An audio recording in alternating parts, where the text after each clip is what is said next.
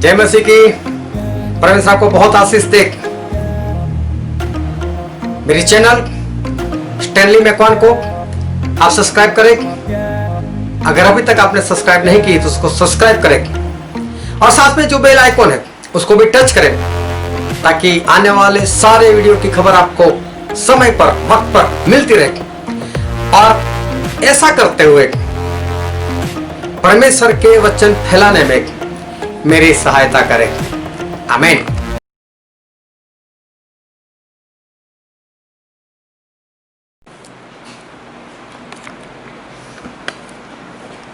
आओ परमेश्वर के वचन की ओर चले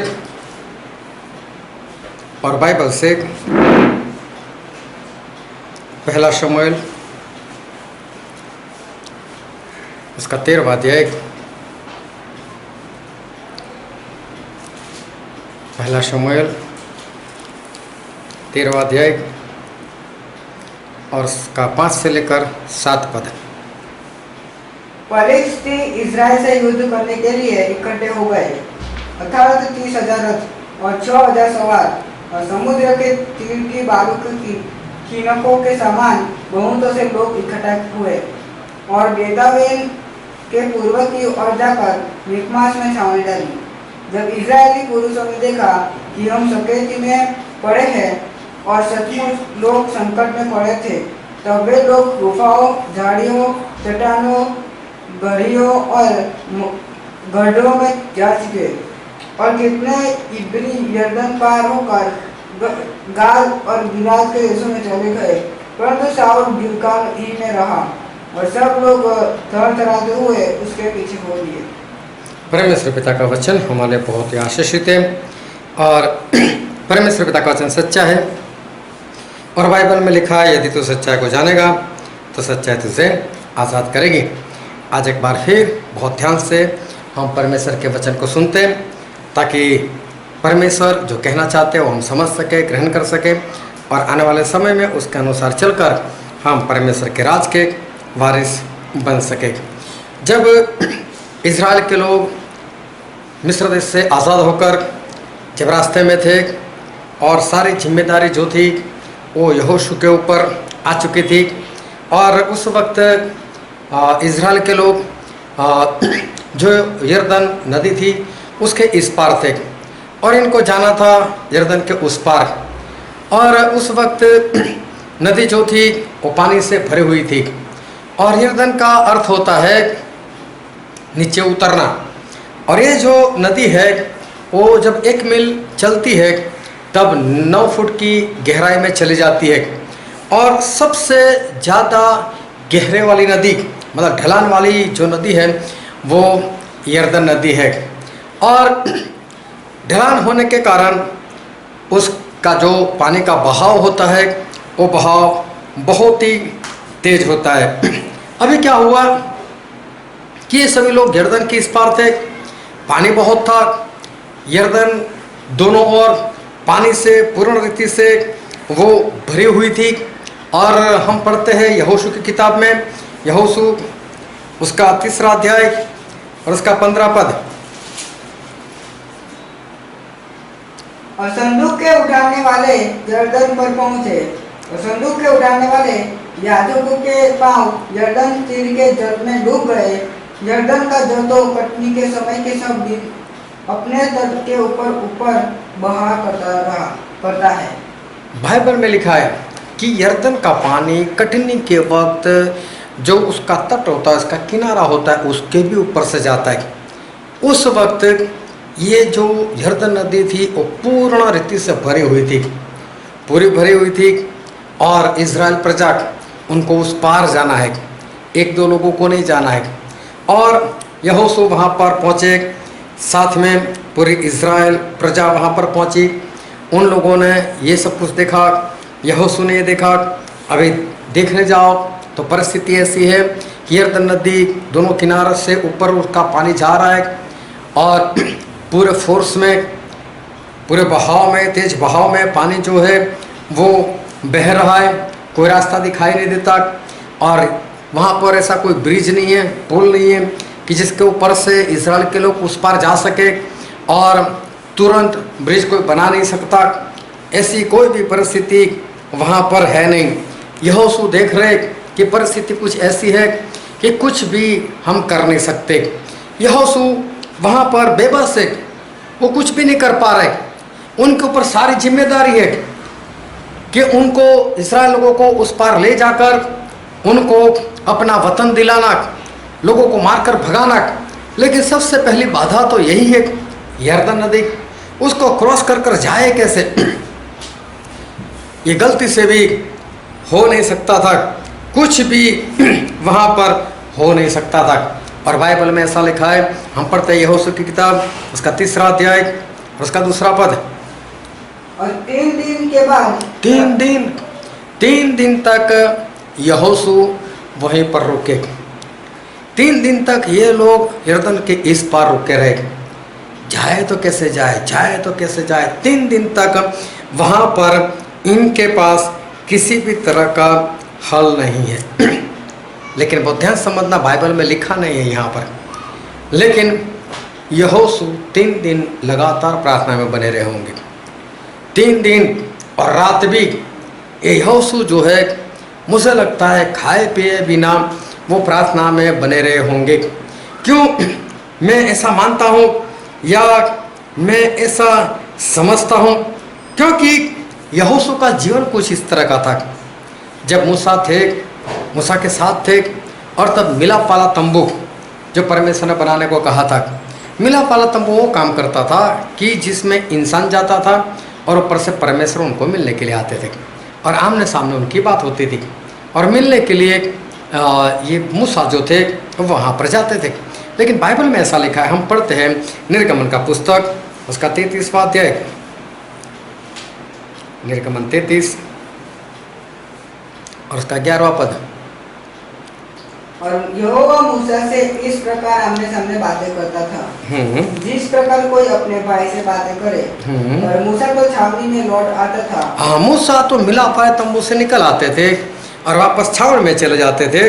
और यहोशू नामक एक जवान जो नून का पुत्र और मूसा का सेवक था, वह तंबू में से न निकलता था। हाँ, लेकिन यहोशू जो है वो परमेश्वर की उपस्थिति से बाहर नहीं आते थे, वो तो बैठे रहते थे वहाँ पर।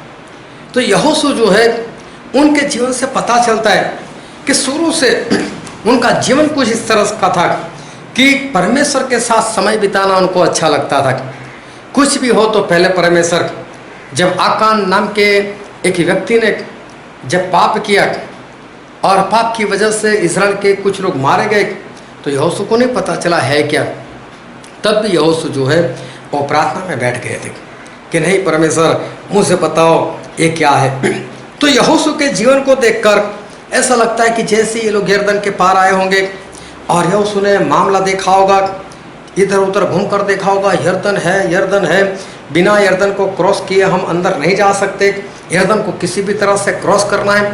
लेकिन देखा होगा कि पानी तो तेज बह रहा है, बरसात का वक्त था और इसलिए नदी भरी हुई थी और उसका तेज बहाव, और पूरी इस्राएल प्रजा को उस पार जाना है। तो जाए कैसे? किश्ती काम नहीं आ सकती, किश्ती है भी नहीं, और किसी भी तरह से उस पार जाना है। लेकिन यहोशू का दिमाग कहीं पर भी काम नहीं कर रहा है, कहीं पर भी काम नहीं कर रहा। कहने का मतलब है कोई हल ही नहीं है, इसका कोई उपाय ही नहीं है, इसका कोई जुगाड़ ही नहीं है। करे तो क्या करे, कैसे उस पार जाए? तो ऐसी परिस्थिति में यहोशू ने एक काम किया, और यहोशू ने क्या किया? प्रार्थना में बैठ गए। 1 दिन नहीं, 2 दिन नहीं, लेकिन लगातार 3 दिन तक यहोशू प्रार्थना में रहे। और ऐसा नहीं कि 3 दिन प्रार्थना में रहे, जब तक परमेश्वर का उत्तर नहीं आया तब तक यहोशू जो है वो प्रार्थना से वो बाहर नहीं आए। और जिस तरह से उसके बाद यहोशू ने लोगों को बताया कि हमें किस तरह से ये यरदन नदी जो है उसको क्रॉस कर कर हमें उस पार जाना है, वो बातें पढ़कर, उसे सुनकर, समझकर हमें पता चलता है कि पक्का यहोशू जो है उसने लगातार 3 दिन तक जो है वो प्रार्थना की है। यहोशू ने लोगों को बताया, हे याजक लोग, बोले तुम लोग पहले उठो, और उठकर ये जो वाचा का संदूक है उसको अपने हाथ में ले लो। और वाचा का जो संदूक था वो उस वाचा के संदूक के अंदर मूसा ने जो 2 पट्टियाँ बनाई थी जिसके ऊपर 10 हुक्म लिखे थे वो वाचा के संदूक के अंदर था। फिर उसमें मन्ना से भरा हुआ एक कटोरा था और हारून जो मूसा के बड़े भाई थे उनकी एक लकड़ी जिसके ऊपर फूल आ चुके थे तो वो लकड़ी भी उसके अंदर रखी हुई थी। ये 3 चीज़ें जो थी वो वाचा के संदूक के अंदर थी। और उस वाचा के संदूक को यहोशू ने बताया कि याजक लोग आप लोग उठाओ, वाचा के संदूक को उठाओ और आप लोग सबसे आगे चलो। और लोगों को बोला कि 2000 हाथ आप पीछे रहो। एक हाथ का मतलब होता है 18 इंच, तो बोलते 2000 हाथ आप लोग पीछे रहो और पीछे रहकर उस याजकों के पीछे पीछे आप चलते रहो, क्योंकि आपको नहीं पता चलेगा कि कहाँ पर जाना है, कहाँ से हमको यर्दन को क्रॉस कर रहे हैं, किस तरह से यर्दन को क्रॉस कर रहे हैं, वो आपको नहीं पता चलेगा। इसलिए याजकों को सबसे आगे रहने दो और बाकी के लोग याजकों के तकरीबन 2000 हाथ जो है वो लोग पीछे रहेंगे। अब ये सारी बातें या तो ये योजना यहोशू को कैसे पता चलेगी? इससे स्पष्ट पता चलता है कि यहोशू ने लगातार प्रार्थना की होगी। बिना प्रार्थना यहोशू को ये सारी बात पता नहीं चलती। अगर मान लो कि यह यहोशू ने आइडिया लगाया कि चलो मैं ऐसा करता हूँ, याजकों को सबसे आगे भेजता हूँ और याजक पैर रखेंगे और पानी जो है वो बह निकलेगा और यरदन नदी के 2 हिस्से हो जाएंगे। अगर ऐसी यहोशू की योजना होती या यहोशू की सोच होती तो जिस तरह से हमने पढ़ा उस तरह से, जिसे दूसरे पद में पढ़ा यहोशू 3:2 में कि 3 दिन के बाद, तो 3 दिन के बाद यहोशू ऐसा नहीं करते। अगर उनकी योजना होती तो पहले दिन कर देते, चलो हम लोग ऐसा करते हैं। लेकिन इससे हमको पता चलता है कि ये यहोशू की योजना नहीं, लेकिन यहोशू ने प्रार्थना की है, इसलिए परमेश्वर ने यहोशू को ये उत्तर जो है वो उत्तर दिया है। यहोशू उसके पास से ये एक बहुत बड़ी और महत्वपूर्ण बात जो है वो आज हमें सीखनी है।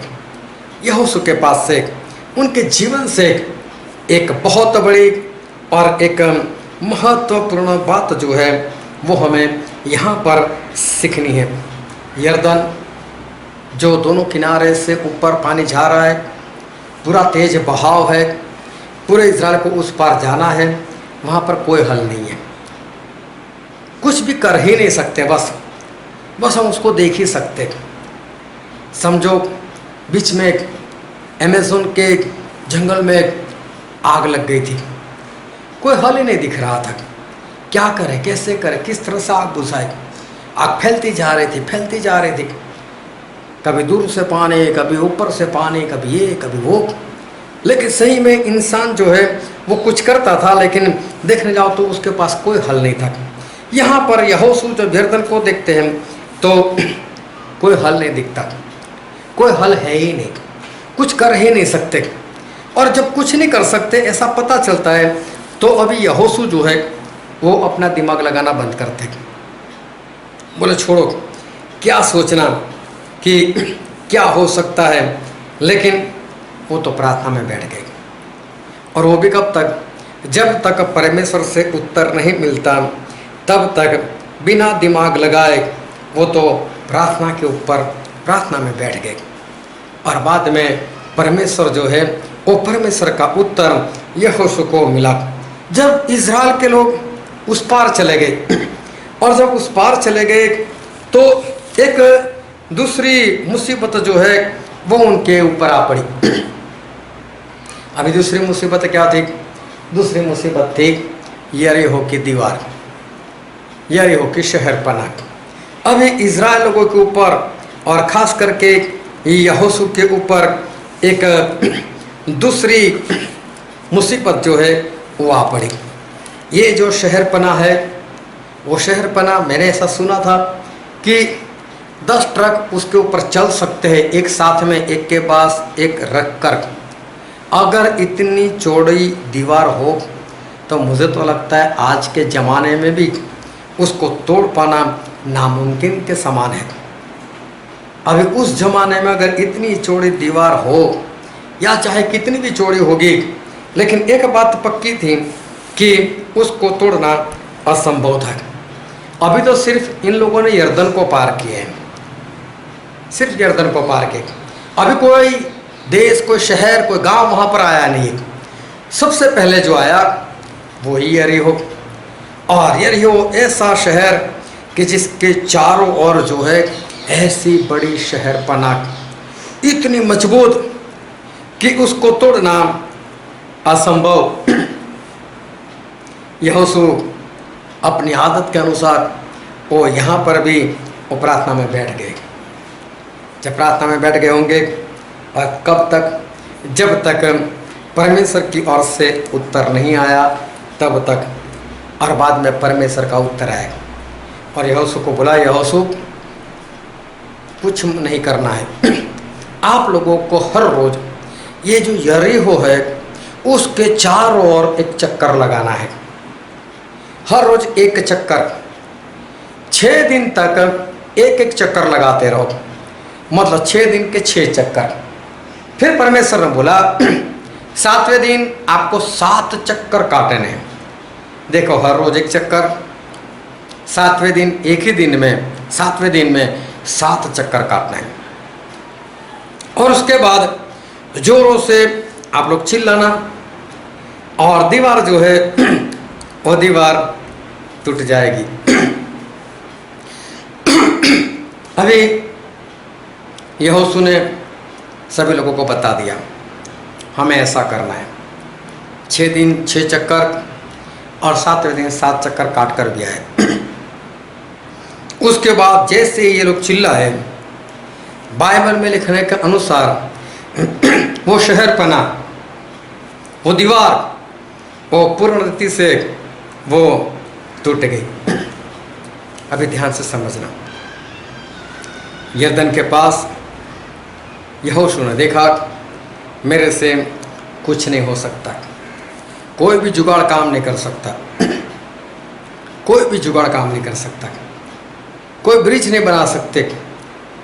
तुरंत वहाँ पर कोई भी बुद्धि जो है वो काम नहीं कर सकती, कोई भी योजना है वो वहाँ पर सफल हो ही नहीं सकती, कुछ उपाय है ही नहीं। कई बार ऐसा होता है कि जिसका उपाय इंसान के पास वो होता ही नहीं, उसका उत्तर इंसान के पास होता ही नहीं है।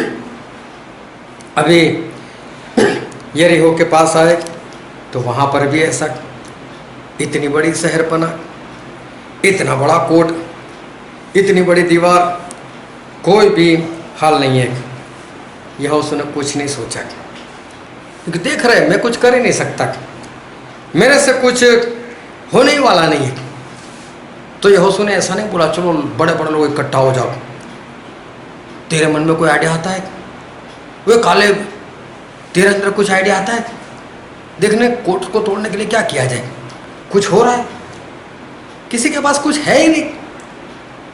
और इसलिए यहोशू जो है वो किसी को बोल भी नहीं रहे, आओ हम लोग इकट्ठा होते हैं, हम एक मीटिंग करते हैं, कुछ सलाह मशवरा करते हैं, क्या किया जाए, कैसे किया जाए, ये करे वो करे।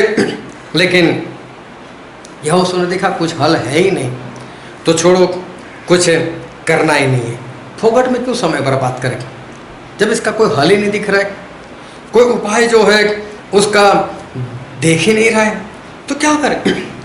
दोनों ही बार उस यरदन के उस पार और यहाँ यरीहो के कोट के पास, दोनों ही बार परमेश्वर जो है वो परमेश्वर ने इनको हल दिखाया। दोनों ही बार परमेश्वर ने हल दिखाया, और हल जो था वो हल भी परमेश्वर ने कैसे दिखाए? पहले 3 दिन तक परमेश्वर की ओर से कोई हल नहीं आया। 3 दिन तक ये लोग बैठे रहे, 3 दिन तक कोई हल नहीं। 3 दिन के बाद हल आया। याजक लोग, याजक मतलब चरवाहा, याजक मतलब जो लोगों की आत्मा की रक्षा करने वाले, परमेश्वर के वचन सिखाने वाले, ऐसे लोग, उनको कहा गया कि वाचा का संदूक उठाओ।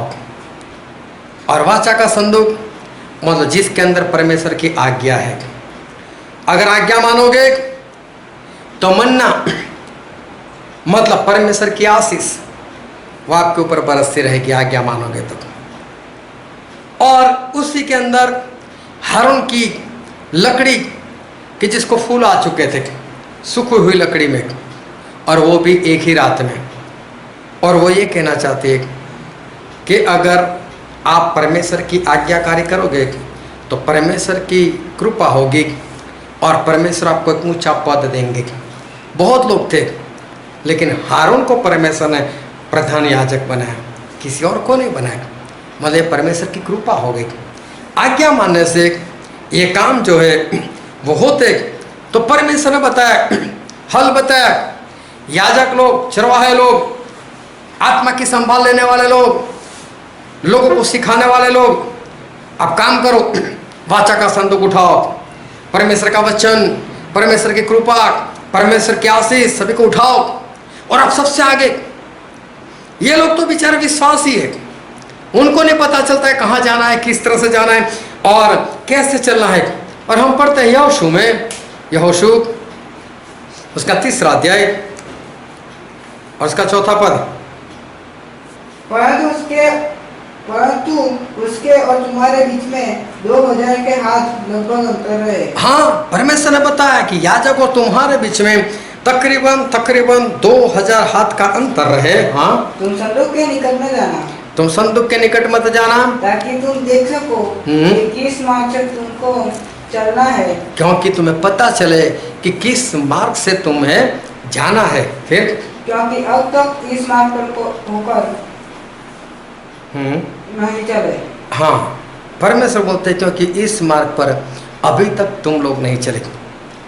कई बार हमारे साथ ऐसा होता है, प्रार्थना के लिए कभी कभी जाते हैं, कभी 2 बाइक होती है, कभी 3 बाइक होती है, कभी 4 बाइक भी होती है। मेरी पहले से आदत है कि मेरी स्पीड लिमिट में रहती है, बस 40-45, ज़्यादा से ज़्यादा 50-10, उसके ऊपर नहीं जाना है। और कई बार साथी लोग मेरा आगे निकल जाते, मैं सोचता हूँ ये लोग आगे क्यों निकलते, जहाँ जाना है वो जगह तो मुझे मालूम है, आगे जाके करेंगे क्या। कई बार आगे निकलने वाले फंस जाते क्योंकि मुड़ आ जाता है जहाँ से मुड़ना होता है, और वो लोग तो सीधे सीधे, उनको क्या मालूम कहाँ जाना है। जब नहीं मालूम तो जिसको पता है ना उसके पीछे पीछे रहना चाहिए। लेकिन कई बार इंसान का धीरज नहीं होती, नहीं मैं आगे निकल जाता हूँ, निकलो फिर। कई बार ऐसे लोगों की वजह से मेरा आधा घंटा बिगड़ा है। तो फिर फोन के ऊपर फोन, कहाँ चले गए आप, कहाँ चले गए, अरे इधर मुड़ना था, इधर आओ इधर आओ इधर आओ। लेकिन जब नहीं पता तो जिसको पता है ना उसके पीछे पीछे बने रहो, उसके पीछे पीछे रहो, तभी आप जो है वो सही निशाने के ऊपर आप पहुंच पाओगे। तो परमेश्वर ने बताया कि जो याजक लोग हैं उस याजक लोग के पीछे तकरीबन 2000 हाथ की दूरी रखो, क्योंकि आपको नहीं मालूम कब कहाँ पर मुड़ने वाले वो लोग। आप साथ में होंगे, साथ में बाइक चलाते हो, मुड़ आ गया, एक मुड़ गया, आपको नहीं मालूम तो आप कहाँ जाओगे, अचानक से कैसे मुड़ोगे। तो इसलिए परमेश्वर बोलते हैं जिसको पता है ना उसके पीछे रहो, और पीछे पीछे आप लोग जो है वो चलते रहो, क्योंकि जो रास्ते पर आप जा रहे हो उस रास्ते पर आप पहली बार जा रहे हो, आपको नहीं मालूम। लेकिन जिसके पास परमेश्वर के वचन है, जिसके पास परमेश्वर की आशीष है, जिसके पास परमेश्वर की कृपा है, उसको पता होता है किस तरह से आगे बढ़ना है, किस तरह से आगे चलना है, कहाँ पर मुड़ना है और कैसे उनको आगे जाना है। 3 दिन तक परमेश्वर से उत्तर नहीं आया था। 3 दिन के बाद उत्तर आया, बहुत धीरज रखनी होती है। जब आपको नहीं पता चल रहा है, जब आपका दिमाग काम नहीं कर रहा है कि ये जो समस्या आई हुई है उसका हल क्या है, जब आपको हल नहीं मिल रहा है, तब आपको बहुत धीरज धरनी है। प्रार्थना के अंदर लगातार प्रार्थना में बने रहना है। जब तक उत्तर ना आए तब तक प्रार्थना जो है वो प्रार्थना में बने रहना है। इसी तरह से जब वो लोग चले तो जैसे ही याजक लोग गए और जैसे ही उन्होंने उस पानी के अंदर पैर रखा, जैसे ही उनके पैर को पानी ने छुआ, वैसे ही जो पानी ऊपर से नीचे की ओर बह रहा था वो बहते बहते चला ही गया। और इधर से जो पानी आ रहा था ऊपर से, उस पानी का पूरा ढेर लग गया। कभी भी किसी लिक्विड का ढेर नहीं लगता, लेकिन यहाँ पर परमेश्वर ने जो पानी था उस पानी का ढेर लगा दिया। उसके बाद जब यरीहो के पास पहुँचे और यहोशू एक बार फिर प्रार्थना में, परमेश्वर मेरा दिमाग नहीं चल रहा है, ये दीवार कैसे टूटेगी, टूटेगी नहीं तो हम अंदर जाएंगे कैसे, लड़ेंगे कैसे, उनको हराएंगे कैसे, मारेंगे कैसे, कुछ भी यहोशू को नहीं पता चल रहा है। यहोशू बिना टाइम गवाए चलो प्रार्थना में लग गए। और जब प्रार्थना में लग गए तो परमेश्वर ने बताया कि देखो, आपको हर रोज ये जो यरीहो शहर है उसके चारों ओर, उसकी दीवार जो उसके चारों ओर आपको एक चक्कर लगा रहा है। 6 दिन 6 चक्कर, एक दिन में एक चक्कर, 6 दिन के 6 चक्कर, और 7वें दिन तुम्हें 7 चक्कर लगाना है। और 7 चक्कर लगाने के बाद भी आपको जोरों से चिल्लाना है, और उसके बाद ये दीवार जो है वो अपने आप गिर जाएगी। अभी देखो, 6 दिन 6 चक्कर, 7 दिन में 7 बार चक्कर, और फिर चिल्लाना। दिमाग में ये बात बैठती है कि ऐसा करने से दीवार गिर जाएगी। दीवार को तो छूना भी नहीं है, उसको तो कुछ मारना भी नहीं है, कुछ भी नहीं करना है, और कैसे ये दीवार जो है गिर जाएगी। सवाल हो सकता है, ये लॉजिक जो है वो दिमाग के अंदर वो बैठता नहीं कि कैसे होगा ऐसा। परमेश्वर जो है वो परमेश्वर सही में बताना चाहते, देख तेरे पास समस्या है, तेरे पास उसका कोई हल नहीं, तू बेबस है, तू लाचार है, तू कुछ कर ही नहीं सकता, लेकिन मैं जो है मैं कर सकता हूँ, ऐसा परमेश्वर कहते हैं। परमेश्वर में बताना चाहते हैं, परमेश्वर में सिखाना चाहते हैं कि तू कुछ नहीं कर सकता, लेकिन मैं तो सर्वशक्तिमान हूँ, मैं तो कर ही सकता हूँ। तो तू मुझे सलाह मत देना, मैं जो बोलता हूँ बस इतना विश्वास से कर। लेकिन अगर यहोशू बोले, यहोशू ने बोला नहीं, लेकिन सोचो अगर यहोशू बोले, परमेश्वर ये क्या प्रभु, हर रोज एक चक्कर काटे, 6 दिन तक बस यही काम करे, और 7वें दिन प्रभु 7 चक्कर काटे, और फिर हम चिल्लाए, और फिर दीवार गिर जाए। प्रभु मेरे दिमाग में नहीं बैठता, तेरे दिमाग में पहले भी कौन सा बैठ रहा है। इसलिए तो परमेश्वर कह रहे, यहोशू ने ऐसा बोला नहीं है। लेकिन ध्यान से समझना कि जब हमारा दिमाग चलता ही नहीं है, हमारे पास कोई हल है ही नहीं, हमने परमेश्वर से बोला और परमेश्वर ने जो हल बताया उसके ऊपर हम क्वेश्चन नहीं कर सकते, उसके ऊपर हम सवाल नहीं कर सकते, क्योंकि जब हमें पता ही नहीं चल रहा है कि है क्या, करना कैसे, ये होगा कैसे, जब पता ही नहीं चला तभी तो प्रार्थना की, और प्रार्थना करो, परमेश्वर ने हल बताया, फिर परमेश्वर ने जो हल बताया उसके ऊपर हम परमेश्वर से कहें कि परमेश्वर ऐसा कैसे हो सकता है, कैसे परमेश्वर ऐसे होगा। परमेश्वर याजक लोग ऐसे पैर पानी में रखे और पानी इधर से बहता बहता चला जाए, परमेश्वर ऊपर से आने वाला पानी ढेर हो जाए। प्रभु ये कैसे, मेरे समझ में नहीं आता। नहीं, परमेश्वर से ऐसा कोई भी सवाल जो है वो नहीं कर रहे हैं। अगर सवाल करे और परमेश्वर सामने से बोले ठीक है चल तू बता कैसे करूँ मैं, तो खुद को तो पता चलता नहीं था, इसीलिए तो प्रार्थना की। खुद के पास तो कोई हल नहीं था, खुद के पास तो कुछ भी नहीं था। अगर परमेश्वर बोले तू बता कि कैसे करना है। एक बार एक भाई साहब थे और वो शर्ट पहन रहे थे, और शर्ट पहनते पहनते शर्ट का जो बटन था वो अचानक से टूट गया और टूट कर नीचे गिर गया। अभी वैसे ही छोटा है। वहाँ पर 4 पाए रखी हुई थी, एक और टेबल रखा हुआ था, एक और टिपॉय रखी हुई थी, कुर्सी भी थी, बटन गोल आता है। मालूम नहीं गिरकर कहाँ पर चला गया। ये ढूंढ रहा है, मिलता ही नहीं, मिलता ही नहीं। अभी जरूरत भी उसकी, जल्दी भी है, दूसरे कपड़े प्रेस नहीं हुए, बोले जल्दी से काम हो जाएगा। अभी वो कभी तिजोरी के नीचे देख रहा है, कभी कुर्सी के नीचे देख रहा है, लेकिन वहां पर अंधेरा है और अंधेरे के कारण उसको दिखाई नहीं देता। और वो इंसान बोल रहे ये परमेश्वर भी कैसे? बोले आंख जो है ना यहाँ पर हथेली में दी होती तो अच्छा था। ऐसे बोले कुर्सी के नीचे, टेबल के नीचे, बेड के नीचे ऐसे ही हाथ डालता और वहाँ पर आंख होती, ऐसे आंख को दिखाई देता और बटन तुरंत मिल जाता। अभी क्या हुआ, किसी भी तरह से उसका काम चल गया। और शाम को जब खाने के लिए बैठा और जब खाने के लिए बैठा और निवाला बना रहा था, तभी उसे याद आया मैं तो सुबह में ऐसा सोच रहा था यहाँ पर आँख होती तो अच्छा था, अरे यहाँ पर आँख होती तो मैं खाता कैसे। मतलब परमेश्वर जो करते हैं ना वो सही करते हैं। परमेश्वर जो कर चुके हैं ना वो भी सही कर चुके। उसमें हमारे पास कुछ भी उपाय नहीं, हमारे पास कोई हल नहीं।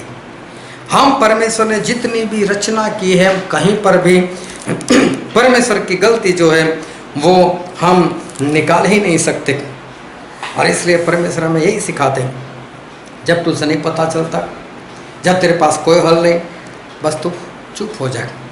और मैं जितना कहता हूँ, क्योंकि परमेश्वर जो आइडिया बताते हैं ना वो आइडिया लोगों की समझ में नहीं आती। ऐसा कर, ऐसा कर, यही बच्चे से सोचो कि क्या याजक लोग ऐसे जाए और उनके पैर पानी में लग जाए और तुरंत पानी चला जाए, ऐसा हो सकता है क्या?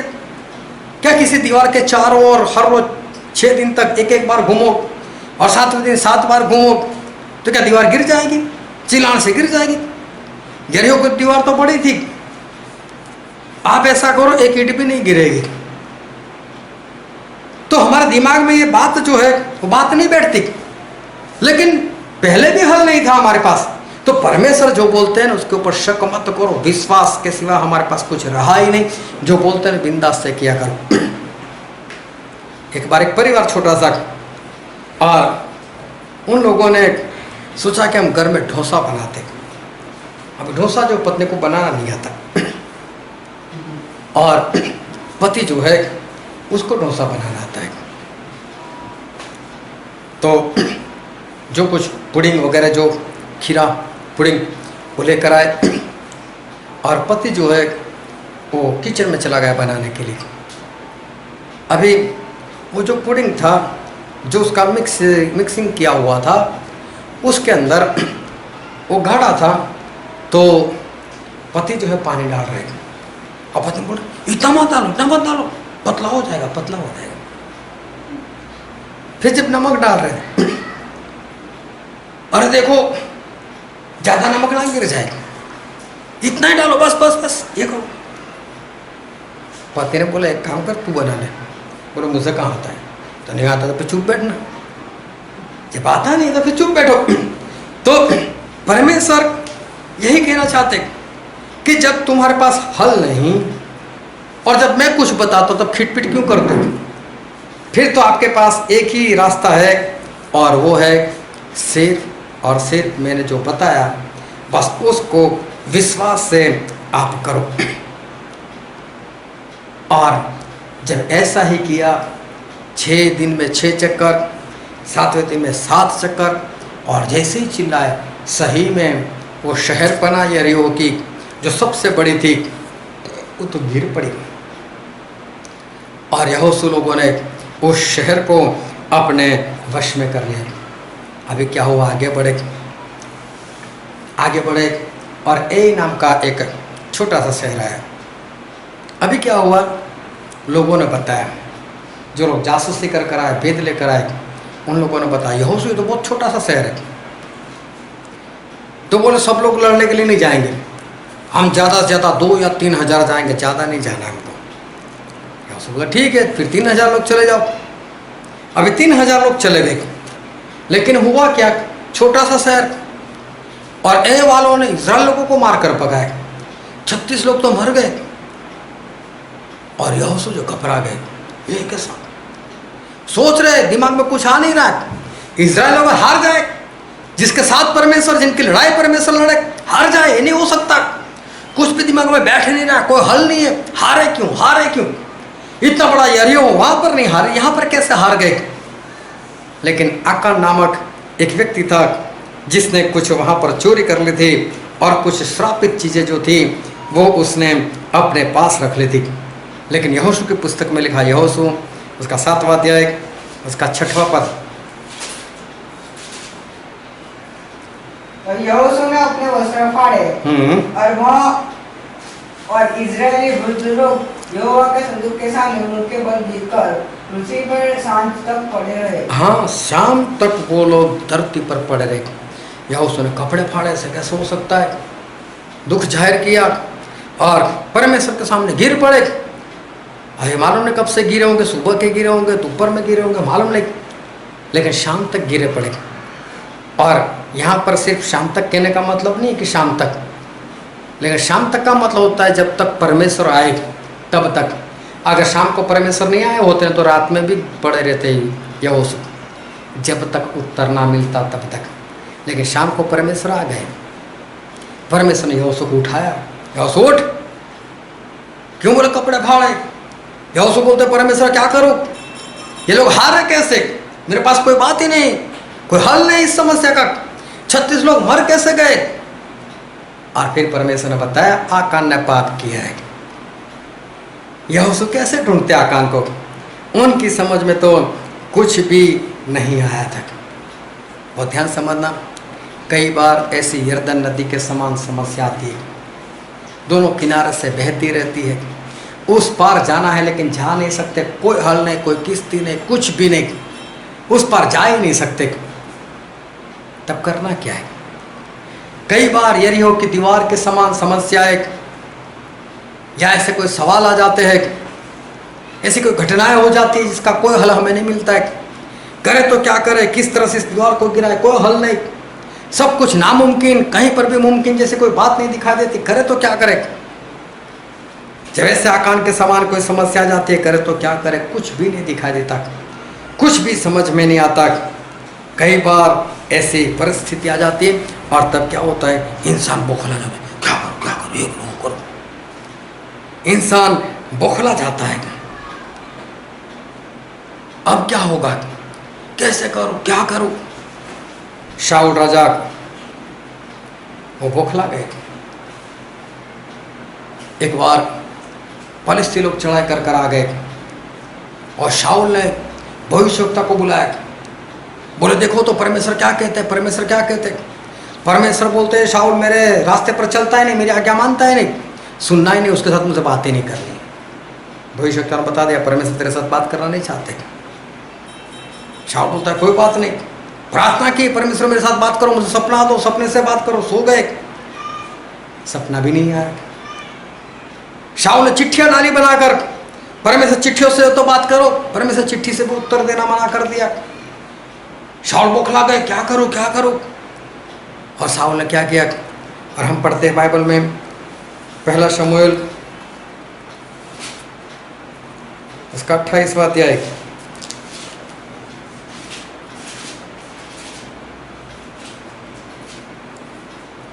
और पढ़ो तो उसका 7वां पद। तब शाऊल ने अपने कर्मचारी से कहा, मेरे लिए किसी भूत सिद्धि करने वाले को ढूंढो। हाँ, मेरे लिए कोई जादू टोना करने वाले को ढूंढो। बोले इंसान जब बौखला जाता है ना तब गलती करता है। शाऊल बौखला गए, करो तो क्या करो, लड़ाई है, कहीं से उत्तर तो मिले, परमेश्वर तो कुछ बता नहीं रहे, तो लो कोई बात नहीं, जादू टोना करने वाले के पास चल दो। इंसान जब बौखला जाता है ना तब ऐसी परिस्थिति उसके जीवन में आ जाती है। अगर वो हड़बड़ा गया, अगर इंसान बौखला गया, तो बौखला जाने की वजह से, हड़बड़ा जाने की वजह से इंसान जो है वो इंसान गलती ही कर देता है, इंसान के अंदर गलती ही आ जाती। कई बार एक्सीडेंट होते हैं। क्यों एक्सीडेंट हो जाता है? इंसान अचानक से बौखला जाता है, ब्रेक मारने की होती है और एक्सीलेटर के ऊपर पाँव आ जाता है, या तो हाथों से एक्सीलेटर दे देता है। जैसे विकल्प मेरे साथ ऐसा हुआ, मैं शांति से खड़ा था, लेकिन सामने से टैंकर आ रही थी और उस टैंकर वाले के नीचे किसी की मोटरसाइकिल आ गई, वो बौखला गया। बौखला कर उसने मुझे भी ठोक मारा। उसको पता नहीं चला मैं क्या कर रहा हूँ क्या नहीं। जब इंसान बौखला जाता है तब उससे गलती हो जाती है। ज़्यादातर एक्सीडेंट जो है वो ऐसे इंसान बौखला जाता है, उसको नहीं पता चलता है कि मुझे क्या करना चाहिए और वो कुछ भी कर जाता है। एक बार प्रभु यीशु पतरस, यूहन्ना, याकूब को लेकर एक ऊंचे पहाड़ के ऊपर गए और वहाँ पर मूसा और एलिया मिलने के लिए आए। तीनों चेले तो बिंदा से सो रहे थे, लेकिन अचानक से जो प्रकाश हो गया और जो भी है बातचीत के कारण, लेकिन तीनों अचानक से जाग उठे, लेकिन गहरी नींद में थे, जागे। और पतरस भागे प्रभु के पास, यीशु यीशु 3 तंबू बना ले यहाँ पर, एक तेरे लिए, एक मूसा के लिए, एलिया के लिए। बौखला गया। और वहाँ पर बाइबल में लिखा है मत्ती 17 में कि पतरस क्या बोल रहा था वो नहीं समझ रहा था। इंसान जब बौखला जाता है ना तो उसको पता नहीं होता है कि मैं क्या कर रहा हूँ। एक बार प्रभु यीशु सभी चेले वो किश्ती में बैठकर जा रहे थे, अचानक से भारी तूफान आ गया। प्रभु यीशु तो बैठे बैठे सो रहे थे। चेले ने तो पहले बचने का बहुत प्रयत्न किया, बाल्टी से पानी उंडेला, ये किया वो किया, कुछ भी नहीं हुआ, बौखला गए थे। लेकिन अगर उसी वक्त चेले ध्यान से देखते ना तो बाइबल में देखना, मत्ती, मरकुस, लूका, तीनों जगह पर ये बात लिखी हुई है।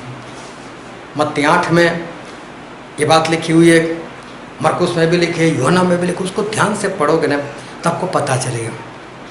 किश्ती पानी में भरने के बाद भी बिंदास से चल रही थी, कितना भी तूफान था, लेकिन किश्ती वैसी की वैसी थी, वो डूब नहीं रही थी। लेकिन चेले बौखला गए।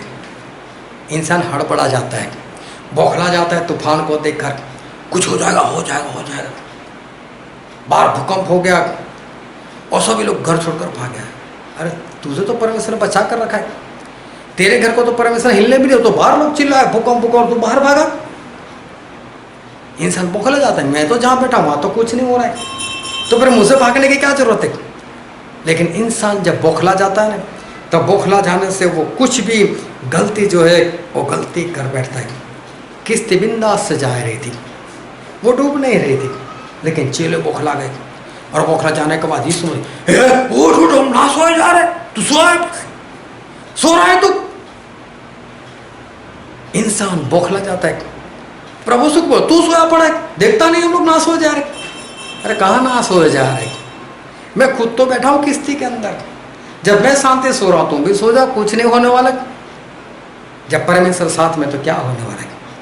लेकिन इंसान जो है वो इंसान इसी तरह से वो लोग बौखला जाते हैं, उनको पता नहीं चलता है। हम बौखला जाने की वजह से हड़बड़ाहट में क्या कर बैठते। अभी लॉकडाउन में एक खबर मैंने सुनी, खबर ऐसे कुछ लोग जुआ खेल रहे थे और कहीं से पुलिस वाले को पता चल गया, पुलिस वाले वहाँ पर आ गए। अब एक इंसान था, वो दूसरी मंजिल से ऊपर से नीचे डाई लगा दी उसने,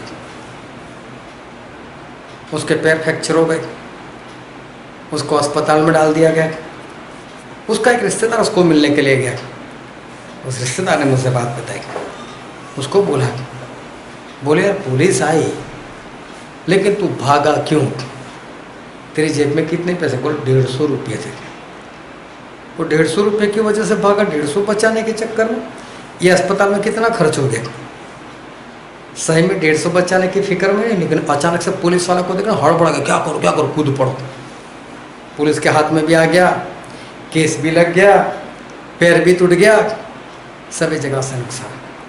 इंसान जब बौखला जाता है ना तब इंसान कुछ भी ऐसी हरकतें जो है कर देता है, और बौखला जाने की वजह से हड़बड़ाहट में इंसान जो होता है उससे गलती ही होती है और गलती भुगतनी पड़ती है।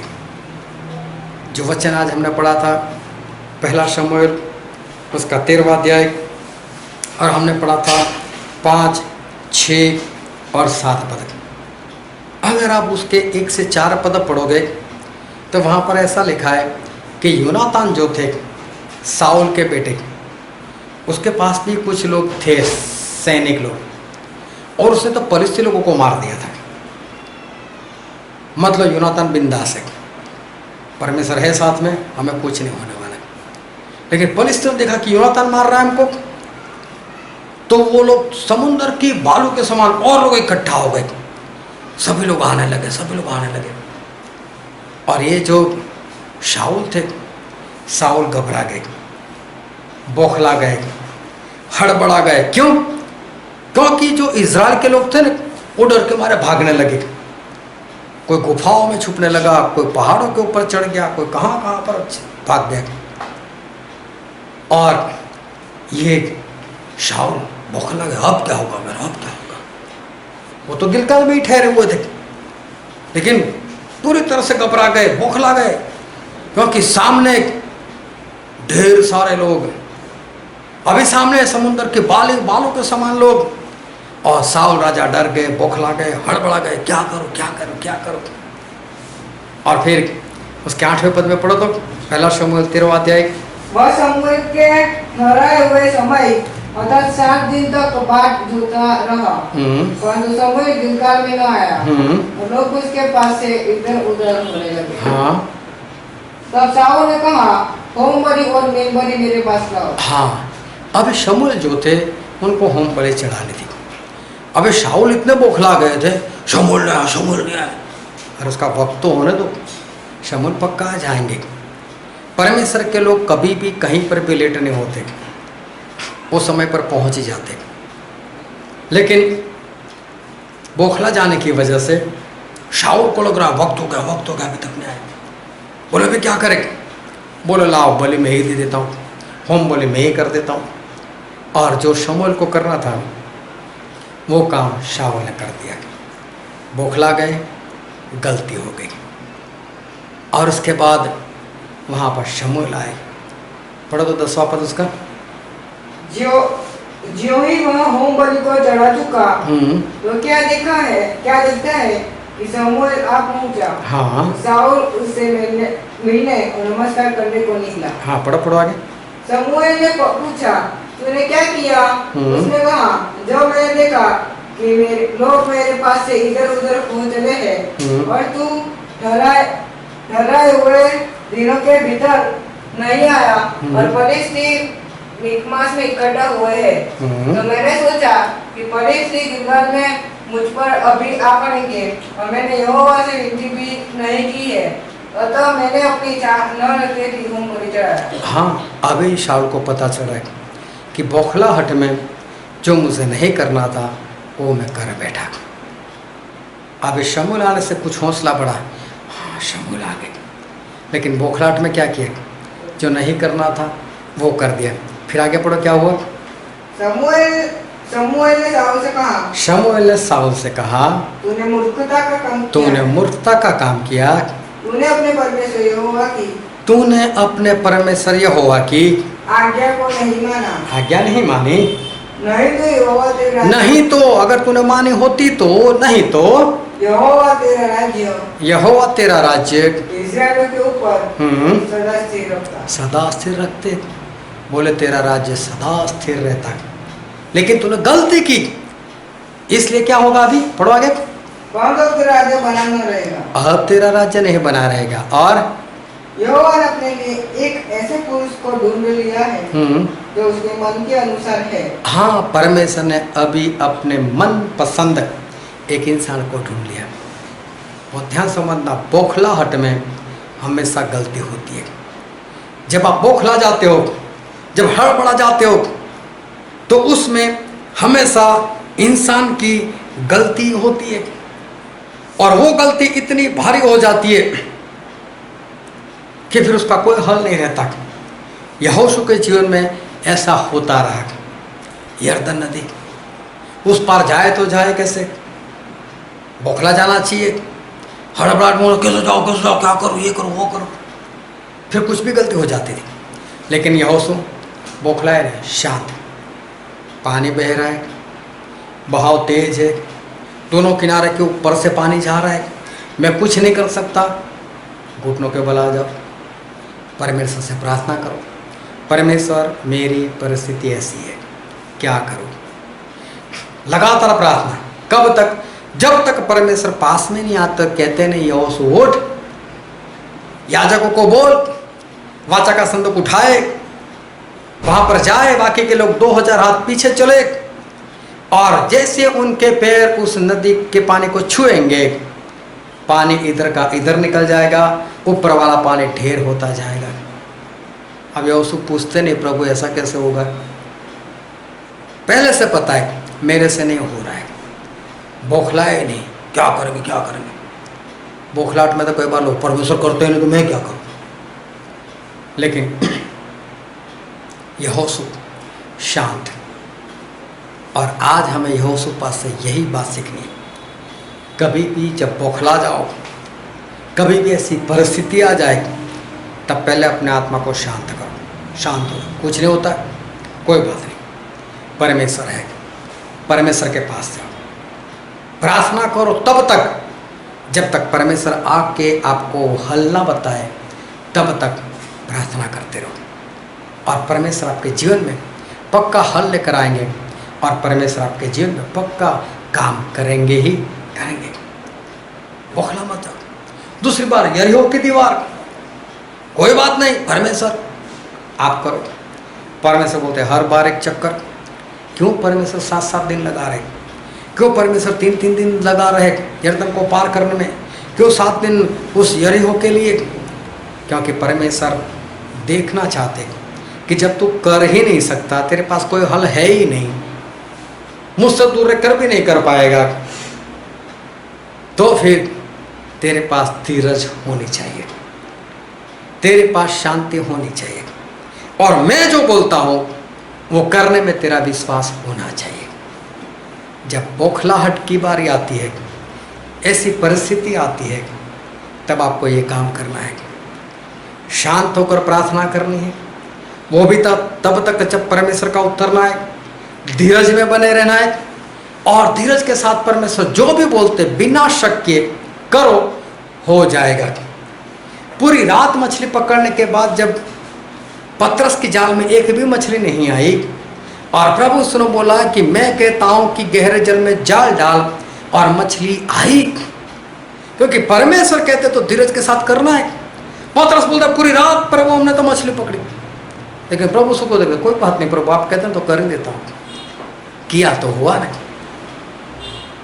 तो हमारे परमेश्वर हमें जो हल बताते उसको धीरज से, शांति से, पूरे विश्वास के साथ उस काम को करो, हो ही जाएगा। ऐसा हो ही जाएगा। हमारे परमेश्वर जब बोलते हैं तो ऐसा हो ही जाता है। और 7वें दिन 7 चक्कर लगाने के बाद जब यहोशू और सभी लोग चिल्लाए, यरीहो की दीवार वैसे ही गिर पड़ी। आज बहुत लोग उस शाऊल की तरह मूर्खता कर रहे, बौखलाहट में। और ध्यान से समझना, जितने जितने लोगों का आज ब्लड प्रेशर है, जितने जितने लोगों को डायबिटीज है, जितने जितने लोगों को थायराइड है, जितने जितने लोगों को हार्ट की समस्या है, इनकी कोई दवाई नहीं है। डॉक्टर यही कहते हैं मर जाओ तब तक ये दवाई लेते रहो, आपके पास कोई हल नहीं है। बौखलाओ मत, ये दवाई वो दवाई, ये डॉक्टर वो डॉक्टर, ये वैद्य वो वैद्य, भागते ना रहो, कुछ नहीं होने वाला। लेकिन धीरज से परमेश्वर के पास जाओ, परमेश्वर मुझे इस बीमारी से आज़ाद होना है, वरना ये बीमारी डॉक्टर तो बोलते हैं मर जाओगे तब तक बनी ही रहेगी, मरोगे भी उसमें। इससे अच्छा है बौखलाओ मत, इधर उधर मत भागो, लेकिन परमेश्वर से कहो परमेश्वर मेरा हल करो, और देखो परमेश्वर आपको बताएंगे, परमेश्वर आपको सिखाएंगे क्या करना है। कैसे करना है, और वो जो भी बताए बस वो करोगे, आप बिंदास से उस बीमारी से उसी वक्त जैसे ही परमेश्वर का कहा हुआ करोगे, आप आज़ाद हो ही जाओगे। आपको दवाई लेने की जरूरत नहीं होगी, क्योंकि हमारे परमेश्वर सर्वशक्तिमान परमेश्वर है। यह उसको बौखलाए नहीं, प्रार्थना की, तब तक प्रार्थना की जब तक उनको हल नहीं मिला, और हल भी कैसा था जिसके ऊपर हम विश्वास ना कर सकें, लेकिन विश्वास से यहोशू ने किया तो वैसा हुआ। और इसलिए यहोशू से आज हमें ये बात सीखने को मिलती है कि जब ऐसी परिस्थितियाँ आ जाए, जब आप बौखला जाओ, तब अपने आप को शांत करो, परमेश्वर से प्रार्थना करो, और देखो परमेश्वर आपको जो भी हल बताए वैसा करोगे तो आपके जीवन में वैसा हो ही जाएगा। आओ हम सभी अपनी आंखों को बंद करें, अपने मस्तकों को प्रभु से आगे झुकाए, जो राजाओं के राजा है, जो प्रभु के प्रभु है, जो कभी नहीं बदलते। मेरे प्रिय, अगर आज आप ऐसी परिस्थिति में हो जिसमें आप बौखला गए हो, हड़बड़ा गए हो, मेरे प्रिय मत डरो। अगर आज आपके जीवन में ऐसी परिस्थिति नहीं, लेकिन हो सकता है कल को आ जाए, तो कभी भी बौखला मत जाना, हड़बड़ाहट में कुछ भी डिसीजन मत लेना, लेकिन सिर्फ परमेश्वर के आगे जाना, घुटनों के बल गिरकर, अपने हाथों को सर कर उठाकर, अपने सर को झुकाकर सिर्फ प्रार्थना करना, तब तक जब तक परमेश्वर का उत्तर ना आए। और देखो परमेश्वर आपको बहुत जल्द उत्तर देंगे, और वो जो भी बताए वो पूरे विश्वास से करना, आपका काम हो ही जाएगा, आप सफलता प्राप्त कर ही लोगे। ये वचन समझने के लिए, ग्रहण करने के लिए, उसके अनुसार चलने के लिए प्रभु से की कृपा हम सभी पर होने पाए। Thank you Jesus.